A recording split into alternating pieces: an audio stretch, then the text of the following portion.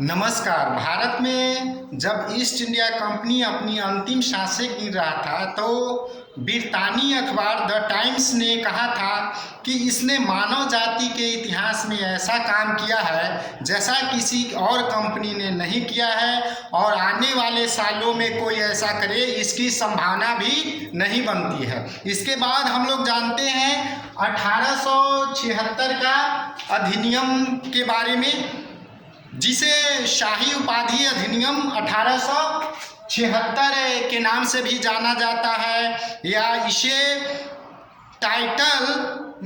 Royal title act के नाम से भी जाना जाता है।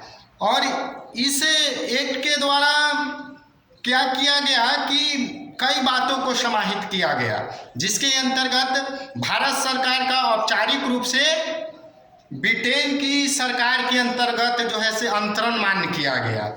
दूसरी बात इसमें क्या किया गया प्रमुख रूप से कि जो कार्यकारिणी परिषद था वायसराय का, उसमें छठे सदस्य के रूप में एक सदस्य को जोड़ा गया और उसे लोक निर्माण विभाग का कार्य सौंप दिया गया। और इस अधिनियम को ब्रिटिश प्रधानमंत्री बेंजामिन डिज़रायली के द्वारा जो है क्या किया गया कि उन्हीं के समय में इसे पारित किया गया और उन्होंने जो है से महारानी विक्टोरिया को उपाधि से विभूषित किया। यानी कि 28 अप्रैल 1876 को महारानी विक्टोरिया को भारत की सम्राज्ञी के रूप में, महारानी के रूप में मान्यता दी गई ब्रिटिश संसद द्वारा। और उन्हें इसके बाद 1877 में कैसर-ए-हिंद की उपाधि से विभूषित किया गया। और इस विभूषण के समय, यानी कहने का मतलब है कि जो उनको दिया जा रहा था एक तरह से जो उपाधि, तो उस समय बहुत